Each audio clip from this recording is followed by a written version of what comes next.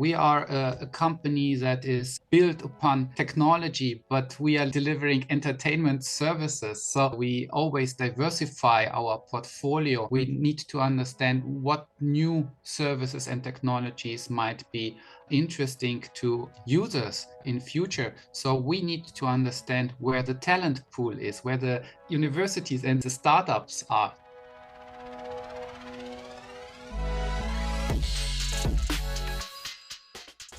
Hello and welcome to the Strategic Partnerships podcast series. My name is Balzhano Razbaeva, Manager Strategic Initiatives at UIN, and I'm your host for today. Join us in the latest episode as we explore the dynamic world of innovation and collaboration with Damjan Stamcar, Principal Technology Analyst and Research Award Program Manager at Sony.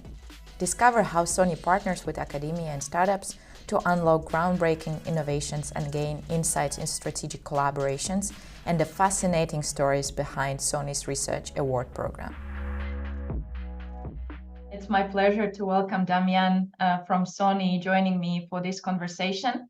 Very much looking forward to learning more about Sony's partnership approach, and we will be discussing how Sony undertakes collaboration with academia to unlock innovation and collaborations even further.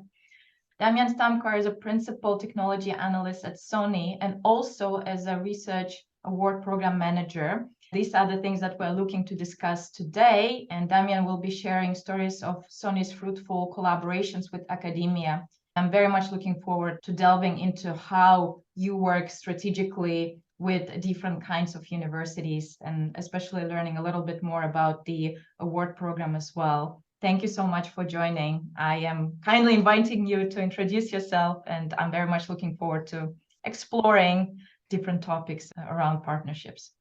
Perfect. Thank you very much, Balzhan. And thank you to UIN to giving me the opportunity to be part of this podcast. So I very much like that format. We also have an internal podcast where I am the host. So I'm on the other side this time, which is very funny, but much appreciated. So to give you a little bit background to my person. My name is Damjan. I have been working for Sony for over 20 years and then 6 years for Ericsson before that. I have a mobile background, so I spend lots of my time dedicating my passion and energy to the introduction of smartphones, feature phones, network infrastructures. And then 4 years ago, I took the role of, which I have now, the Principal Technology Analyst and the Research Award Program Manager, to really find new startups, university to engage with. So this is our daily bread and butter, to really seek for new innovations and reach out to those bright minds across the globe and initiate that collaborations. I have actually two hats. So one is the head of a technology scout, which we are a part of 14 technology scouts here in Europe across different locations. So from France, Switzerland, Austria, UK, Germany, and so on, where we try to be the local counterparts to the startup ecosystem, but also to the university ecosystem. So our daily tasks are to find those new upcoming startups, introduce their complementary technology to our R&D colleagues in Japan and across the globe, to then find the latest and greatest that might be then used in future products of Sony. So we are looking after strategic partnerships, not so much after financial investments, because that's another group. But we really want to test out their solutions and bring those collaborations to life. And the second head is my Sony Research Award Program head, which once a year we invite universities and research institutions to participate in a program, which could then run for 1 year. And I will come to that in more detail a little bit later. Thank you so much, Damjan, for this introduction. Very curious to learn more. First of all, how do you manage to combine the two roles? Because it's certainly not an easy task, but also a very interesting one, I can imagine. Working cross-sectionally, but also across different nations, and especially given that it involves combining the two worlds, academia and industry, and even the entrepreneurship ecosystem. So lots of different things that come together in one ecosystem. So I'm really looking forward to learning more how you manage to navigate all of that. And maybe that would be my first question, actually. Maybe you can elaborate a little bit more on what would be Sony's overarching vision and strategy in partnering with academia, but also with startups in innovation. Maybe there is a bigger aim towards the end that you are trying to pursue. Definitely. The good part of my role and also the role of my colleagues is that we engage with both parties at the same time. Obviously, the timely horizon is a little bit different for the different research topics. Most of the times we have Sony R&D, who is researching on a specific topic, and they want to team up with universities and research institutions on that topic to see how can they develop the next generation of products and services together. Because obviously no one on this planet can claim he or she is the smartest person, and would know everything. So you always need to find someone on university side who is your sparrings partner and who can help you in trying out those experiments, to really doing fundamental research in finding then the next technology steps for this. Sometimes we are very lucky that this type of university research becomes a potential new spin-out of a university.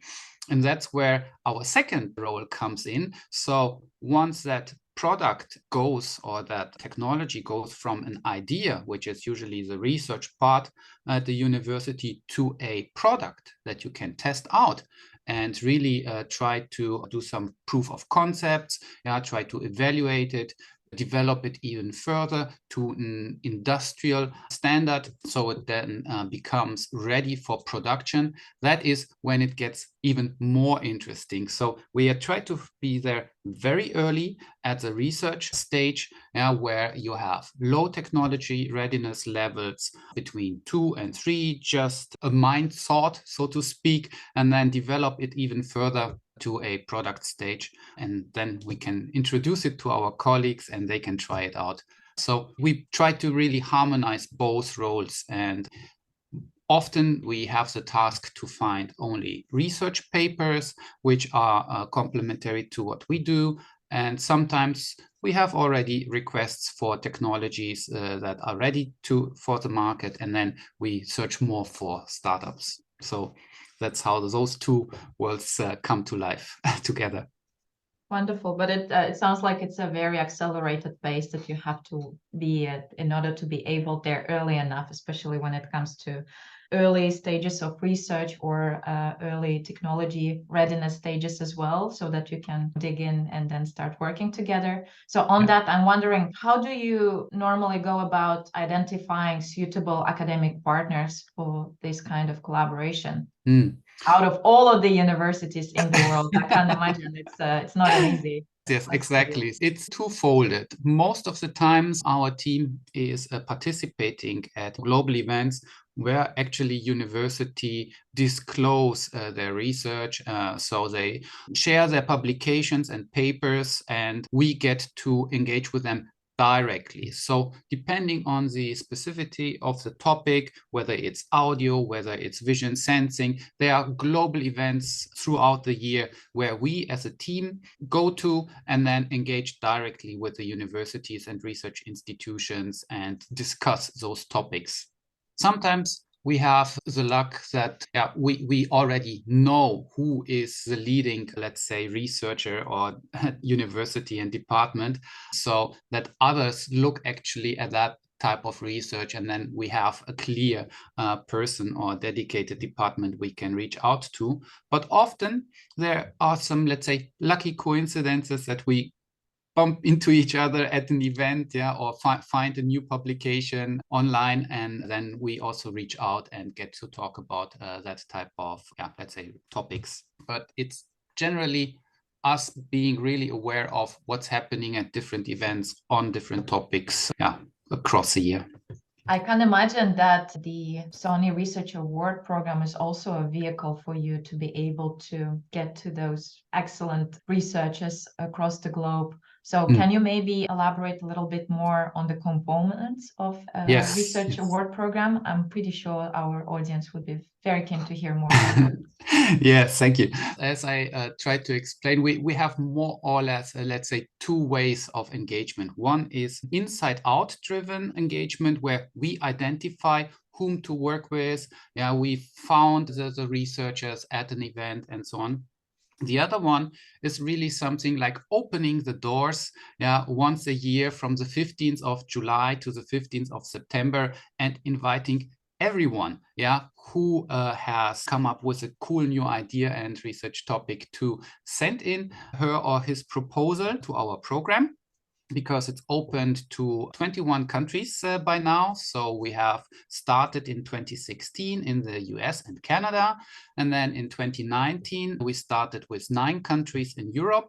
Then we have expanded to 17 countries in Europe by now and included even India. 21 is the current number we are covering. And this allows for research to be shared with us, which it might not be on our radar. So all the research that's going on that we might have missed out, and that is really challenging each other and competing with great ideas, is then being read during the, let's say, proposal and application phase. So we have 2 months where everyone can send in their proposals. After that, we read all those proposals internally, evaluate them, rate them, reach out to the university again and go into additional assessments, and then finally pick some of the award candidates. And we cover roughly 130 keywords and themes in our program, so that it's a very diversified portfolio of topics you can actually pick from. There are 2 main schemes we have in our program. One is the Focused Research Award, and the other one is the Faculty Research Award.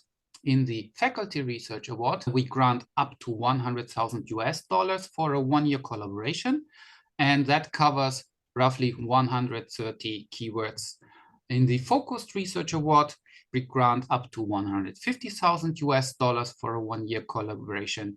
And that actually looks into very specific, detailed research themes. And there we only have 10. But we describe exactly what Sony is looking for. So if we have a topic in the, let's say, future systems and fundamental core technologies of network architecture, then we really want to know what are the specific research insights the professor is proposing in his or her proposal. And then we already have a more, let's say, timely request, because it's very obvious that we are also developing something in this direction. And we really need to have that additional component to be found by the university. The technology readiness levels are a little bit different. So on the one side, you have just a keyword and are very free to submit something. And on the other side, you have very specific requests where you need to be really detailed in terms of what you are delivering. So you have awarded the amount and you practically create the collaboration, from what I can gather. What happens next for the researchers who work in Sony and for those chosen, selected ones from the university side? Yeah, first we obviously need to find those candidates. Then we need to negotiate terms and conditions, which is one of the challenges, because every university is unique. But we manage to really come to a consensus all the times. Most of, let's say, the discussion points are regarding IP and licensing. So this is one of the, let's say, major differences between countries and regulations. So some countries do only allow for IP to be generated by an individual person, so that the IP is also owned by that person and cannot be really given to a company, for example, unless you sign a paper to hand over your knowledge to either the university or to the industry partner. Some countries are quite easy on this. Some universities don't even have a valorization department to monetize on IP. So that's when we help out as a university. And yeah, once we have clarified those questions, we start a one-year collaboration. So we ideally have monthly meetings. We plan for an on-site visit of our researchers to the university or vice versa, so that the researchers get to know also our research at Sony. And by this, have a very close bond and communication, because it's all about exchanging thoughts, ideas, knowledge. So the tighter the collaboration works, the better it is for both sides. And as an outcome, you could say most of the times the university has their clear task to publish the knowledge and share the knowledge. So ideally, we would help to prepare or write that paper and publication and present it and in one of the following events after that year and disclose that knowledge to the audience. That sounds like a very interesting way to not only select the best researchers, but also actually to get to work with them. I can imagine that's just the start of the journey. So you start with 1 year collaboration. And how often would such collaboration turn into something much bigger for Sony? Were you able that way to form, let's say, more strategic collaborations or more long-term relationships that sort of started with this award program and then it rolled out into something much bigger? Yes, if the research is very successful and we identify that this is not just one single, let's say, issue that we tried to fix during that 1 year, but prolong that collaboration to a second or third year, then we talk about strategic collaborations, because we have identified that we have a strong partner with the university where we can work together on a problem. Roughly, let's say 10 to 15% of our collaborations per year are a candidate to that type. So you can have a look on our webpage how many are actually prolonged. So they are highlighted especially for this, and those we for sure call strategic collaborations when we work closer for many years. On the matter of statistics and some numbers, not an easy question to answer, I can imagine, but how would you measure the success of such collaboration? Do you have any KPIs in place, or what is the also envisioned impact that you are hoping to achieve through those kinds of collaboration? Is it that you are hoping to increase this 10-15% to even more, or what's the idea behind it?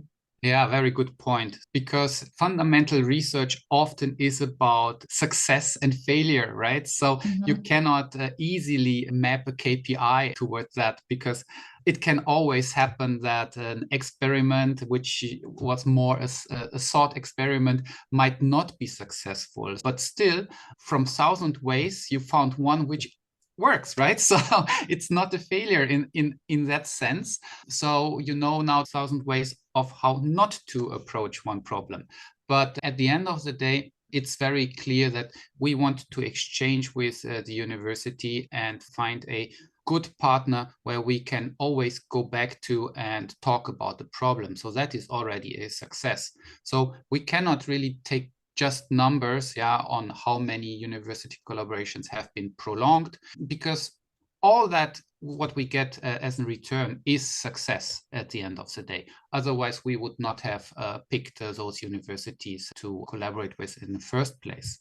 Another success is obviously to grow the network and the ecosystem we can reach out to throughout the year, even besides our Sony Research Award program, to foster collaborations with the university on different other topics. So we have established a good collaboration in RAP, Sony RAP. And then we established a second collaboration outside of Sony RAP for a bilateral collaboration. So those are then the invisible success stories, which we do not share on our webpage, but are available inside of the company. So we have the network, we can reach out always to the university and collaborate.